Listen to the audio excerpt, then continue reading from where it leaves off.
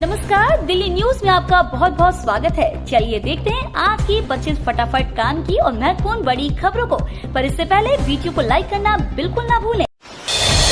Delhi police का बड़ा action, फर्जी कागजात बनाने वाले 5 बांग्लादेशी गिरफ्तार। दिल्ली में आगामी विधानसभा चुनाव को लेकर सरगर्मी तेज है। वोटर लिस्ट में बड़े फर्जीवाड़े का खुलासा हो रहा है। एक तरफ दिल्ली में पुलिस का सत्यापन अभियान चल रहा है, तो वहीं दूसरी तरफ अवैध बांग्लादेशियों के फर्जी कागजात बनाने वाले गैंग का पर्दाफाश हो रहा है। दक्षिण जिला पुलिस ने अवैध रूप से रह रहे बांग्लादेशी लोगों के कागजात बनाने वाले 5 बांग्लादेशियों को मेघालय से गिरफ्तार किया है। आरोपी गुरुग्राम के सुखराली गांव में कॉस्मेटिक की दुकान चला रहे थे।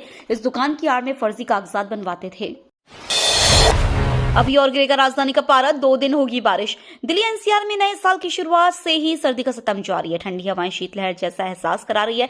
इस कारण बृहस्पतिवार को अधिकतम तापमान भी 3 डिग्री सेल्सियस तक लुढ़क गया। मौसम विभाग ने आज और कल घने कोहरे का येलो अलर्ट जारी किया, जबकि 5 व 6 जनवरी को बारिश की संभावना जताई है। राष्ट्रीय खेल पुरस्कारों का ऐलान, मनु भाकर, गुकेश समेत 4 खिलाड़ियों को मिलेगा खेल रत्न। पेरिस ओलंपिक में 2 ओलंपिक पदक जीतने वाली भारत की महिला निशानेबाज मनु भाकर और विश्व शतरंज चैंपियनशिप की विजेता भारतीय ग्रैंड मास्टर डी गुकेश सहित 4 खिलाड़ियों को खेल रत्न पुरस्कार से सम्मानित किया जाएगा। खेल मंत्रालय द्वारा राष्ट्रीय खेल पुरस्कार 2024 का ऐलान गुरुवार को कर दिया गया है। राष्ट्रपति द्रौपदी मुर्मू 17 जनवरी को राष्ट्रपति भवन में विजेताओं को सम्मानित करेगी। 5 साल में 22 मंदिरों को गिराने की केजरीवाल सरकार ने दी मंजूरी। सीएम आतिशी के आरोपों पर एलजी का जवाब। दिल्ली के एलजी कार्यालय ने आतिशी के आरोपों का जवाब देते हुए स्पष्ट किया है कि मुख्यमंत्री अरविंद केजरीवाल ने खुद 2023 में 9 मंदिरों को गिराने की मंजूरी दी थी। दस्तावेजों के मुताबिक 2016 से 2023 के बीच आप सरकार ने 24 धार्मिक ढांचे गिराने की मंजूरी दी थी। बुलडोजर एक्शन की तैयारी में वन विभाग, 500 फार्म हाउस होंगे जमींदोज। अरावली वन क्षेत्र में अवैध रूप से बने 500 बैंक्वेट हॉल और फार्म हाउस पर आज तोड़फोड़ की जाएगी। इसे लेकर वन विभाग तेजी से तैयारी कर रहा है। वन विभाग ने पुलिस अधिकारियों से पुलिस बल की मांग की है। जानकारी के मुताबिक तोड़फोड़ को लेकर गुरुवार को जिला वन अधिकारी कार्यालय में बैठक आयोजित की जाएगी। इस बैठक में अवैध निर्माण तोड़ने की अंतिम रणनीति बनाई गई है। आरएसएस की मदद से दिल्ली में खिलेगा कमल, 100 स्वयंसेवक करेंगे जमीन तैयार। हरियाणा विधानसभा चुनाव के दौरान राष्ट्रीय स्वयंसेवक संघ ने भाजपा के लिए मजबूत जमीन बनाई थी, जिसकी वजह से पार्टी को दोबारा राज्य की सत्ता मिली। अब यही फॉर्मूला दिल्ली में भी अपनाया जाएगा। आरएसएस ने आगामी विधानसभा चुनावों से पहले भाजपा के लिए समर्थन जुटाने को एक जनसंपर्क अभियान शुरू किया है। इस बात से वाकिफ लोगों ने बताया कि यह अभियान महाराष्ट्र और हरियाणा में आरएसएस के प्रयासों को प्रतिबिंबित करता है, जहां भाजपा को जीत। सावरकर के नाम पर होगा डीयू का कॉलेज, पीएम रखेंगे आधारशिला। दिल्ली विश्वविद्यालय द्वारा एक कॉलेज का नाम स्वतंत्रता सेनानी वीर सावरकर के नाम पर रखने के फैसले ने कांग्रेस और भाजपा के बीच सियासी खींचतान को जन्म दे दिया है। दरअसल प्रधानमंत्री नरेंद्र मोदी आज वीर सावरकर के नाम पर दिल्ली विश्वविद्यालय के एक कॉलेज की आधारशिला रख सकते हैं। डीयू की कार्यकारी परिषद द्वारा 2021 में अनुमोदित सावरकर कॉलेज नवसवगढ़ में 140 करोड़ रुपए की अनुमानित लागत से बनाया जाएगा। चुनकर दिल्ली में पकड़े जा रहे बांग्लादेशी एक और को भारत से निकाला बाहर। दिल्ली में विधानसभा चुनाव से पहले बांग्लादेशी घुसपैठियों के खिलाफ एक्शन तेज कर दिया गया है। चुनकर बांग्लादेशी घुसपैठियों को वापस भेजा जा रहा है। जांच और धरपकड़ के बीच एक और महिला को वापस बांग्लादेश भेज दिया गया है। दिल्ली पुलिस के अधिकारियों ने बताया कि 4 साल से दिल्ली में अवैध तरीके से रह रही महिला को गिरफ्तार करने के बाद डिपोर्ट कर दिया गया है। प्रदूषण और ट्रैफिक जाम से बचने के लिए यमुना पर रोपवे लगाएगा डीडीए। दिल्ली के उपराज्यपाल वीके सक्सेना ने हाल ही में गैर प्रदूषणकारी सार्वजनिक परिवहन के वैकल्पिक साधनों का पता लगाने के लिए आयोजित एक बैठक की अध्यक्षता की। उन्होंने दिल्ली विकास प्राधिकरण को यमुना पर रोपवे लगाने के लिए साइटों के अध्ययन और चयन की प्रक्रिया शुरू करने का निर्देश दिया है। यह परियोजना दिल्ली के निवासियों के लिए नए साल का उपहार साबित हो सकती है। अब करोड़ों लोगों को नहीं देना टोल टैक्स, बदल गए नियम। अगर आप भी महंगा टोल टैक्स देते देते परेशान हो गए हैं, तो ये खबर आपके काम की हो सकती है, क्योंकि नए साल पर सरकार ने देश के करोड़ों को टोल टैक्स से मुक्ति दे दी है। जिस नियम की रूपरेखा तैयार की गई थी, नए साल से सरकार ने उसे लागू कर दिया। अब 20 किलोमीटर की दूरी पर निजी वाहनों से कोई टोल वसूली नहीं होगी। हालांकि ये लाभ केवल उन्हीं लोगों को मिलेगा जिन्होंने अपने वाहन में ग्लोबल नेविगेशन सैटेलाइट सिस्टम का उपयोग करना शुरू कर दिया है। दिल्ली में आज प्रधानमंत्री मोदी फूकेंगे चुनावी बिगुल, 4500 करोड़ की कई परियोजनाओं की सौगात देंगे।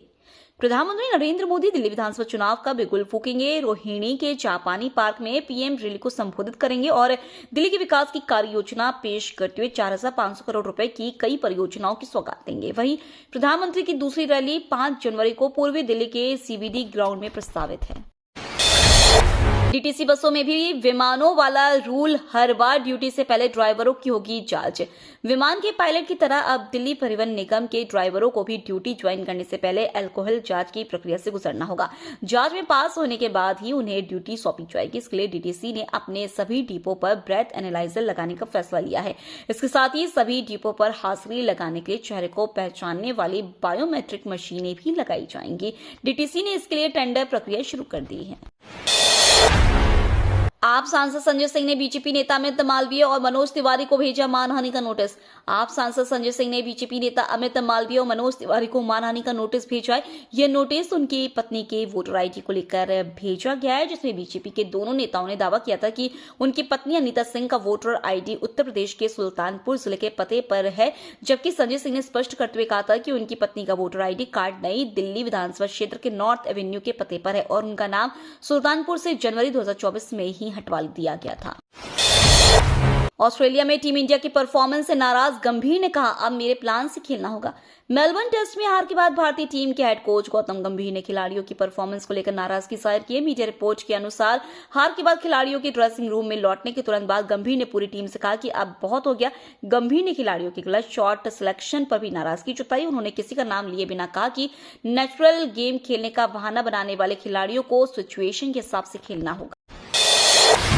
यूजीसी नेट की परीक्षा आज से सीबीटी मोड से होगा एग्जाम। नेशनल टेस्टिंग एजेंसी द्वारा आज से university grants commission national eligibility test के लिए परीक्षा की शुरुआत की जाएगी। कंप्यूटर बेस्ड टेस्ट मोड से परीक्षा शुरू होगी। इसके लिए आज से लेकर 16 तारीख तक विभिन्न विषयों की परीक्षाएं होंगी। इसके लिए एडमिट कार्ड पहले ही जारी किए जा चुके हैं। कृषि मंत्री शिवराज सिंह चौहान दिल्ली में किसानों की हालत देख हुए परेशान। कृषि मंत्री शिवराज सिंह चौहान ने अपने पत्र में बताया है कि राज्य सरकार से प्रपोजल मिलने के बाद केंद्र सरकार पैसा जारी करती है, लेकिन दिल्ली की तरफ से प्रपोजल ही नहीं मिला। इस वजह से किसानों को योजनाओं को लाभ नहीं मिला। इसके साथ ही उन्होंने राजनीति से ऊपर उठकर काम करने की बात कही है। अब अंतरिक्ष से सीधे मिलेगा आपके फोन को नेटवर्क। जल्दी मोबाइल कॉलिंग के लिए ट्रेडिशनल नेटवर्क या टावर की जरूरत नहीं पड़ेगी। अब स्पेस से ही आप दुनिया के किसी भी क्षेत्र में कॉल कर सकते हैं, इंटरनेट का इस्तेमाल कर सकते हैं। जल्दी अमेरिकी कंपनी ASG स्पेस मोबाइल इसे हकीकत में बदलने की कोशिश कर रही है। इसरो फरवरी या मार्च में अमेरिकी कम्युनिकेशन सैटेलाइट ब्लूबर्ड को श्रीहरिकोटा से लॉन्च करेगा। दिल्ली विधानसभा चुनाव से पहले VHP ने बीजेपी को लिखा पत्र। दिल्ली विधानसभा चुनाव से ठीक पहले विश्व हिंदू परिषद ने भारतीय जनता पार्टी को पत्र लिखकर आग्रह किया है कि आगामी चुनाव के लिए जारी होने वाले घोषणा पत्र में सभी मंदिरों के पुजारियों, अर्चकों और धार्मिक संस्थानों के शास्त्रियों के लिए प्रति माह सम्मान राशि प्रदान करने का वादा किया जाए। हमने जो गवाया वो जल्द करेंगे हासिल, POK का नाम लिए बिना बोले अमित शाह। दिल्ली में जम्मू कश्मीर में एवं लद्दाख सातत्य और संबद्धता का ऐतिहासिक वृतांत नाम की किताब के विमोचन कार्यक्रम में केंद्रीय गृह मंत्री ने गुरुवार को हिस्सा लिया है। इस दौरान उन्होंने आर्टिकल 370 से लेकर आतंकवाद को लेकर अपनी बात रखी। इसके साथ ही उन्होंने इशारों में ये भी कह दिया कि पाकिस्तान के कब्जे वाला कश्मीर भी जल्द ही भारत का हिस्सा होगा। सीलबंद लिफाफे में कोर्ट कमिश्नर ने दाखिल की संभल जामा मस्जिद की सर्वे रिपोर्ट। संभल की जामा मस्जिद में हरिहर मंदिर होने के मामले में कोर्ट कमिश्नर रमेश सिंह राघव ने 2 जनवरी 2025 दिन बृहस्पतिवार को न्यायालय में बंद लिफाफे में सर्वे रिपोर्ट पेश कर दी है। कोर्ट कमिश्नर ने बताया कि तबियत खराब होने सील बंद लिफाफे की वजह से सर्वे रिपोर्ट न्यायालय में दाखिल करने में देरी हुई। बता दें कि 19 नवंबर को न्यायालय सिविल जज सीनियर डिवीजन संभल स्थित चंदौसी की अदालत में शाही जामा मस्जिद के हरिहर मंदिर होने के दावे को लेकर केला देवी मंदिर के महंत ऋषि राज गिरी और हरिशंकर जैन समेत 8 वादकारियों ने वाद दायर किया था। सिडनी टेस्ट में मिलेगा रोहित शर्मा को आराम, गिल की हो सकती है वापसी। भारतीय कप्तान रोहित शर्मा का सिडनी टेस्ट में खेलना मुश्किल माना जा रहा है। उन्हें बॉर्डर गावस्कर ट्रॉफी के निर्णायक और अंतिम मुकाबले में आराम दिया जा सकता है। उनकी जगह जसप्रीत बुमराह को टीम की कप्तानी सौंपी जा सकती है। इस सीरीज में रोहित शर्मा का बल्ला खामोश रहा है। उन्होंने 3 मैचों की 5 पारियों में सिर्फ 31 रन बनाए हैं, जिसके बाद ऐसा माना जा रहा है कि रोहित शर्मा की जगह शुभमन गिल की टीम में वापसी हो सकती है। उन्हें मेलबर्न टेस्ट में आराम दिया गया था। गिल तीसरे नंबर पर वापसी कर सकते हैं। नए साल के जश्न में ग्रेटर नोएडा में लोगों ने एक रात में गटकी 14 करोड़ की शराब। नए साल के मौके पर ग्रेटर नोएडा के लोग 14 करोड़ रुपए की शराब गटक गए। सबसे अधिक देसी शराब की मांग रही। वहीं वर्ष 2023 में 31 दिसंबर को लोगों ने 11 करोड़ रुपए की शराब पी थी। जिले में 31 दिसंबर को लोगों ने जमकर शराब खरीदी। इसमें 1,17,000 लीटर शराब अंग्रेज और 1,40,000 लीटर देसी शराब की खरीद हुई है, जिससे आबकारी विभाग को करीब 14 करोड़ रुपए की आमदनी हुई। मुफ्त सुविधा के बाद भी दिल्ली के रेलवे स्टेशन पर व्हील चेयर के लिए वसूले 10,000 रुपए। रेलवे स्टेशनों पर कुलियों द्वारा यात्रियों से ओवरचार्जिंग करना आम बात है। ऐसे ही एक मामला दिल्ली के हजरत निजामुद्दीन रेलवे स्टेशन पर सामने आया। यहाँ एक कुली ने मुफ्त मिलने वाली व्हील चेयर सुविधा के लिए एक बुजुर्ग से 10,000 रुपए वसूल लिए। रेलवे ने इसकी शिकायत पर जांच के बाद कड़ा एक्शन लेते हुए कुली से न सिर्फ बुजुर्ग व्यक्ति के परिवार को 9,000 रुपए वापस करवाए, बल्कि उसका कुली का बैज भी वापस ले लिया। हिंदुस्तान के गांव का लड़का नाम रोशन करता है तो अच्छा लगता है, दिलजीत दोसांझ से बोले पीएम मोदी। पंजाबी सिंगर दिलजीत दोसांझ ने नए साल के मौके पर प्रधानमंत्री नरेंद्र मोदी से मुलाकात की। सिंगर ने पीएम के साथ अपनी इस मुलाकात को यादगार बताते हुए साल 2025 की एक शानदार शुरुआत बताया है। दिलजीत ने पीएम मोदी के साथ दिल खोलकर बातें की और उनके एक इंटरव्यू का जिक्र किया। उन्होंने अंत में प्रधानमंत्री को अपने दिल लुमिनाटी के भारत दौरे का एक पोस्टर भी भेंट किया गया है। अरविंद केजरीवाल वाले वापस लिए गए 3 काले कृषि कानूनों को फिर लागू करने की तैयारी। दिल्ली में विधानसभा चुनाव से पहले अब भारतीय जनता पार्टी और आम आदमी पार्टी के बीच किसानों के मुद्दे पर ठन गई है।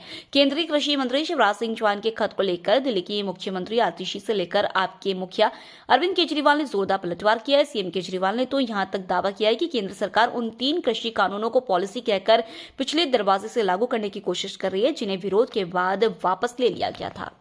ये तो थी आज की बड़ी खबरें। रोजाना ऐसी ही सबसे पहले अपडेट पाने के लिए चैनल को सब्सक्राइब करना बिल्कुल ना भूलें।